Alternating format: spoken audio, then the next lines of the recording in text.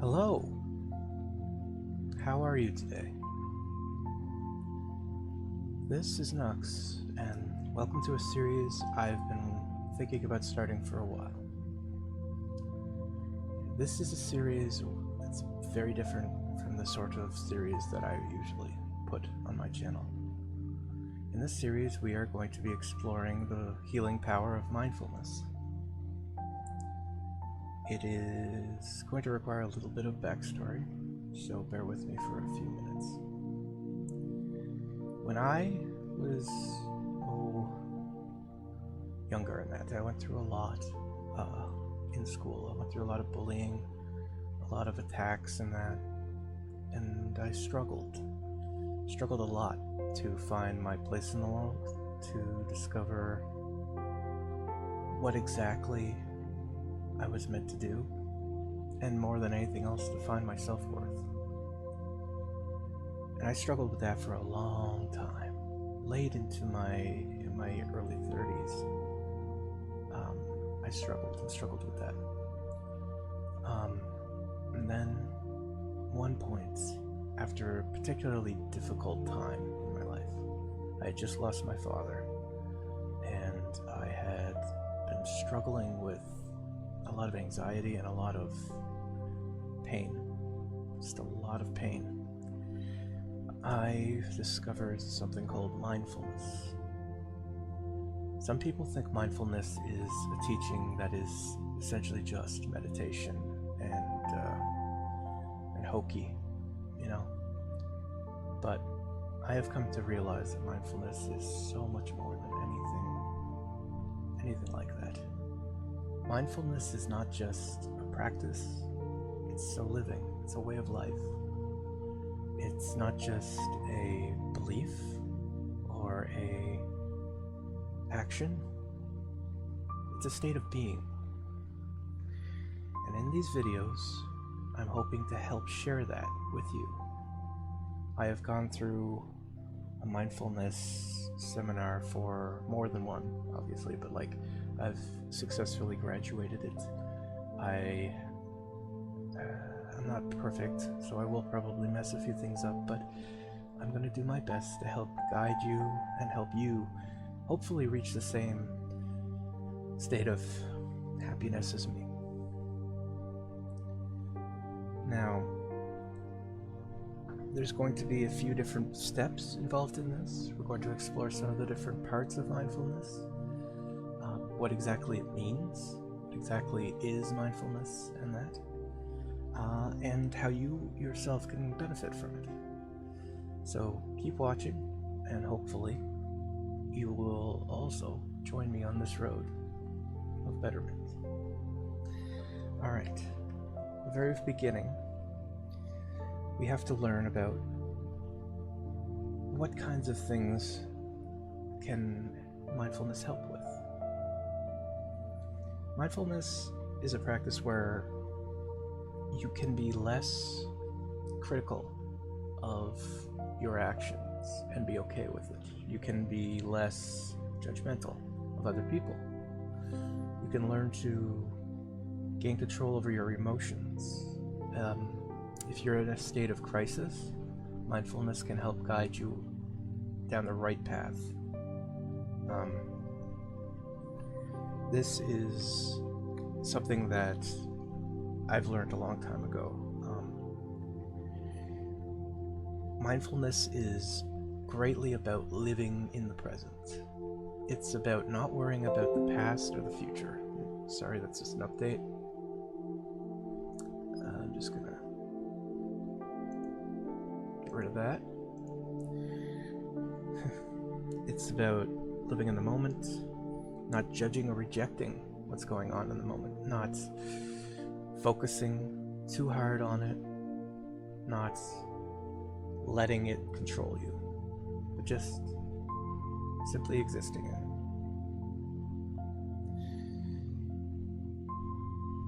When you practice mindfulness, you practice learning to let go.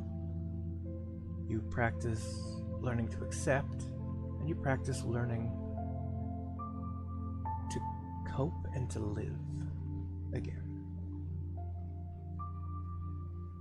Many, many, many forms of mindfulness exist. Not all of them are the same. Many focus on different things.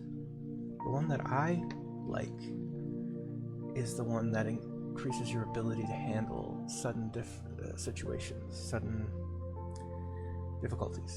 Maybe you have trouble at work. Maybe a family member is going through something. Maybe you're just feeling unloved. But mindfulness can help you with all of that. I'm aware that I'm starting to sound like one of those pyramid scheme people or what have you, but this is entirely free, and I'm hoping that through my experience I can help you with something that maybe you're going through. Now, one of the first things you need to realize in order to understand mindfulness is that we as humans are in a constant state of shifting between two different forms of, two different states, I guess, of mind. We've got our reasonable mind and our emotional mind. And a lot of people refer to this as like it's your left side of your brain and your right side of your brain. One's the logical part and one's the emotional focus part, but it's deeper than that. The rational side of the mind is cool, rational, and task-focused. It does not react to things right away. It doesn't, it uses facts to draw conclusions, not feelings. And your emotional part of your mind is quick. It's immediate. It's sudden, and it's emotion-driven. It's the sort of thing that if someone hurts your feelings, it will be the first to respond. Neither of these things are inherently wrong or inherently good. It's the combination of the two that mindfulness focuses on. And that state of mind is referred to as wise mind, though some people call it a Zen state, some people call it being at peace or having inner peace. It has many names, but in a sense it just means drawing wisdom from within and seeing the value in both states of mind and using them both to draw a firm conclusion. Now, in order to practice wise mind, there are several methods that you can utilize. This is where we get into the part that people refer to as meditation, but it's not that profound, I don't think. I think it's more just kind of entering into a state of relaxedness. For example, there are several methods which you can enter the wise mind state. Sometimes you just have to take a breath, calm yourself, look at some beautiful scenery, listen to some calming music. All of these things can help, or they can even put you in a wise mind state without even meaning to. There are a few different common mindfulness practices that you can use. Things like, imagine that you are by a clear blue lake. It's a beautiful sunny day. Imagine that you're a snowflake. Flat, light. Imagine you have been tossed into the lake and are now gently, slowly floating through the calm, clear blue water to the lake's smooth, sandy bottom. Notice your feelings. How does the water feel as it flows over you?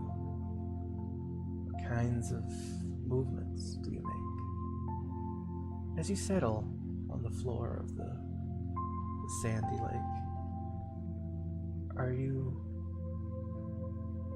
encompassed by the sand, or do you just rest and settle? Is the sand soft? Does it move under you? Does the lake move slightly and cause you to adjust?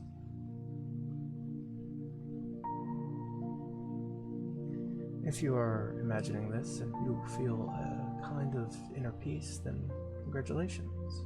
You got your first taste of wise mind. That's what it's like. Another way is as simple as breathing in and out. Take a deep breath.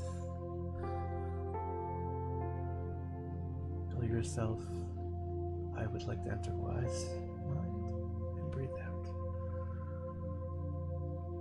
Eventually you may just say wise mind, or if none of this calms you, you can just simply think to yourself, you'd like to enter your wise mind. All it takes is letting go. When you breathe in, imagine that you're taking all that stress out of your body, all that tension, that pain, putting it into a ball in your core, and as you breathe out, you're letting it all exit your body out with that breath, all purging outward, just letting it go. Let it all rise off you like water evaporating from a lake.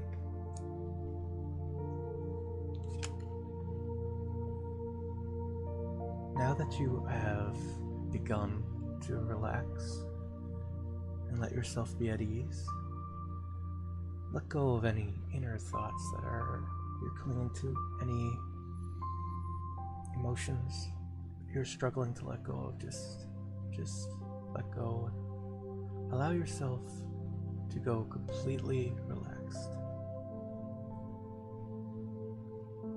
Just breathe and be calm.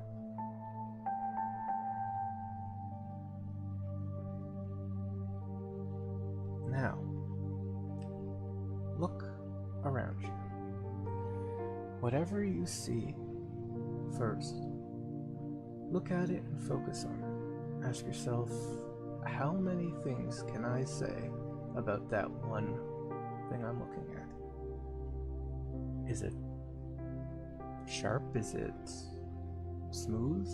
Is it a specific shape, a specific color, multiple colors?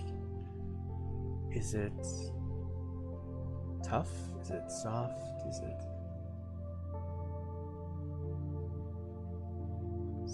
pretty? Is it harsh? Explain as many things as you can about it. Then close your eyes, take a deep breath, and say that you are all right and you are at peace. Now, when you exhale and have explained as many things as you can about that object, take a moment to just remain quiet. Listen to the sounds around you. Listen to any noises, any music, any sounds at all that are in the surrounding. Listen to them, focus on them. Do not try to pinpoint exact things, just listen to them.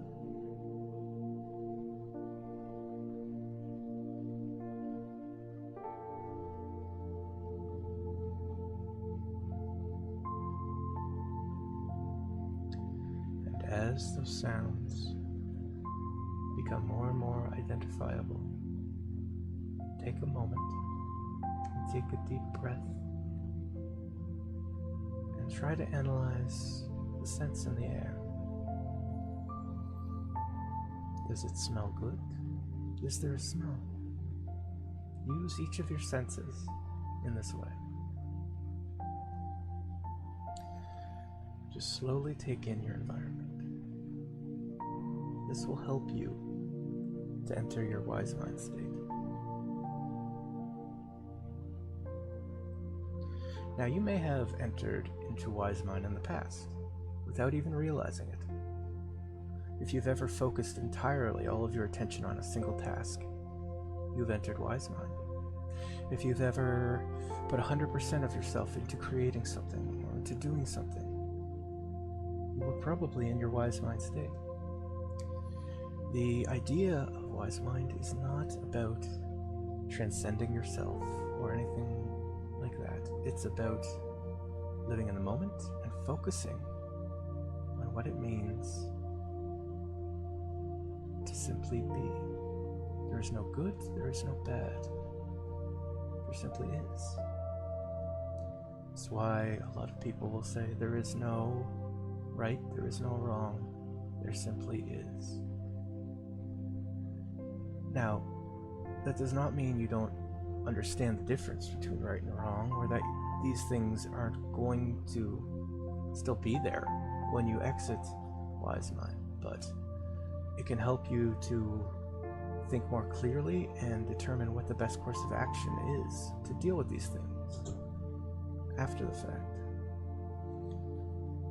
As we move through this independent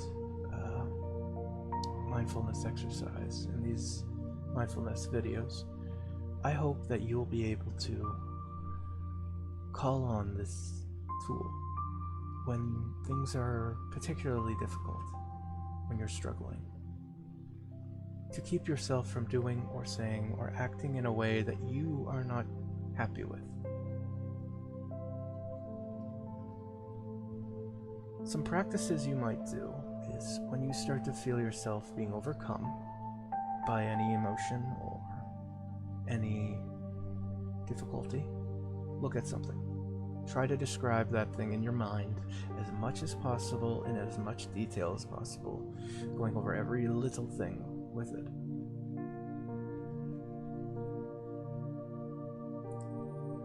Observe all the different things about that object.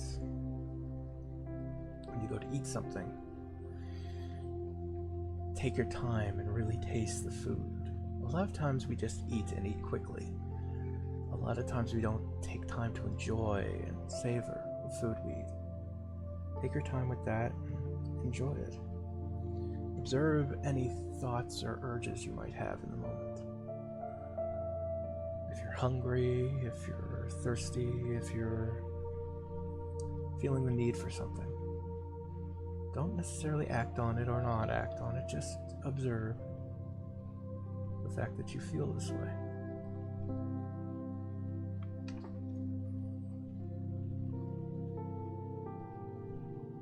Observe your breaths in and out. Feel every part of your body move with your breath. Feel your chest expand and then collapse as you breathe out.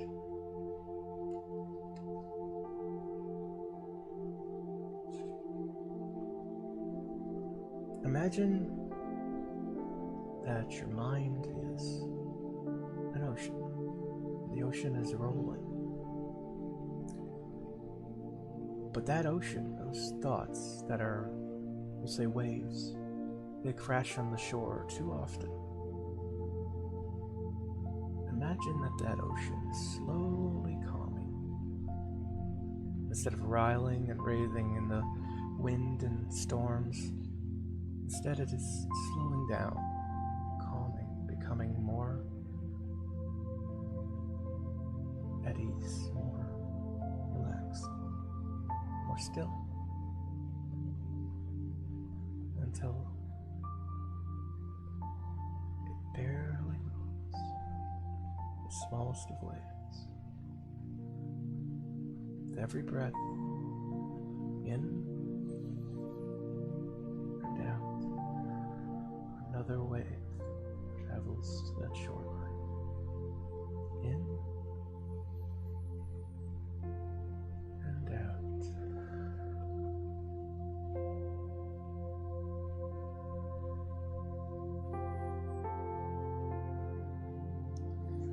Do this whenever you're struggling, like getting a hold of your emotions or struggling to focus on something.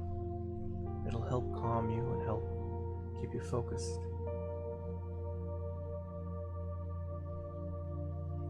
You can also open your inner self to the senses around you.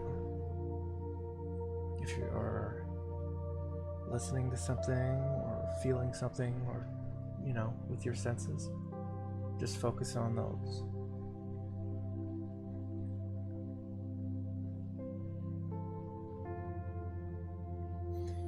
Your first task as practicing wise mind should be to practice it. Simply practicing the wise mind exercises, like focusing on something, breathing deeply, thinking about a situation that's calming and peaceful. These are all things that you should be focusing on even when you're not in distress or in duress. You should be focusing on these things to help get used to practicing it. Once you have a grip on how to enter wise mind properly, you will find it much easier to enter when you're in distress or when you're under duress. And this can help you in all parts of your life. When you're anxious, when you're stressed, when you are down or depressed, these are all things that will help you.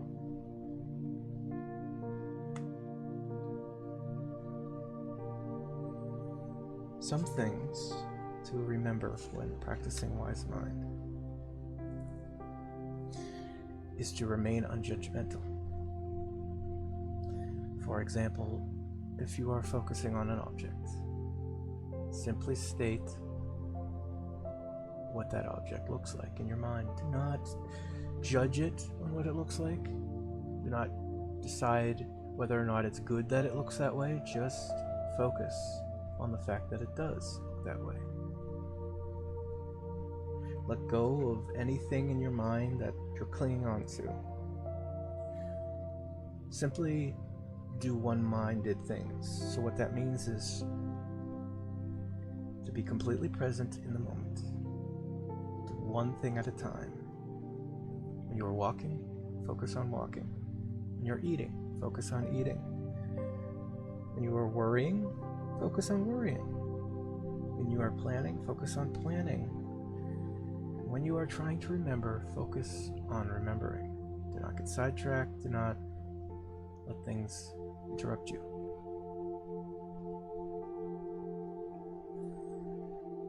This is what it means to practice one mindfully.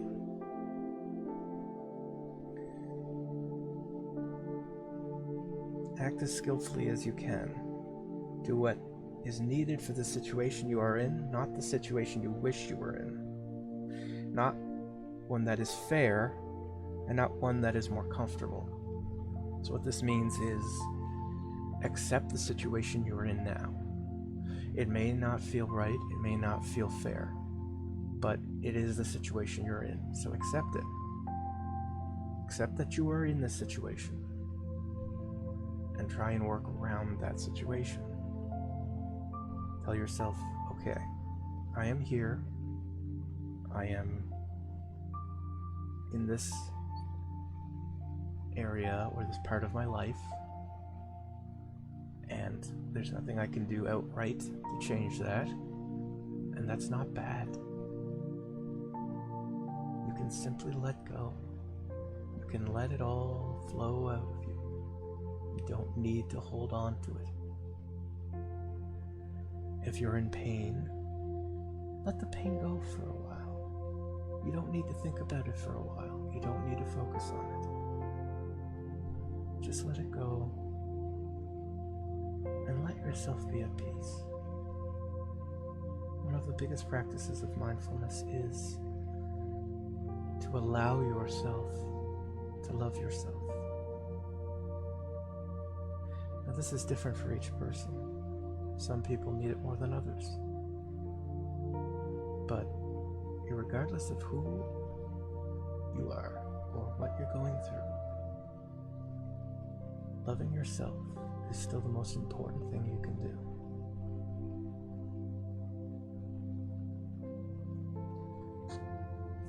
Now, in order to love yourself, you have to find out who you are. A lot of people don't know. A lot of people are struggling in life.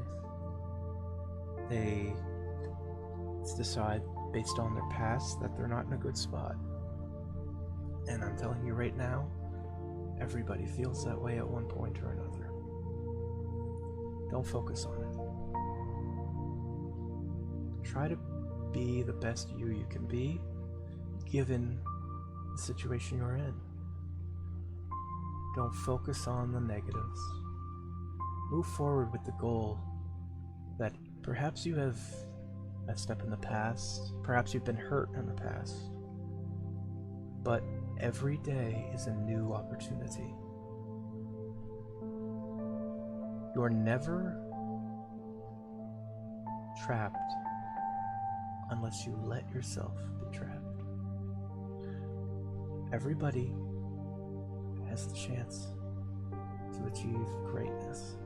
All they need to do is let themselves. It's not easy. Being mindful, being focused on being the best you can be is very difficult. It's one of the most challenging things you'll ever experience. There is no greater challenge than change, especially changing oneself. But if you'll allow me, I'll try and work through it with you.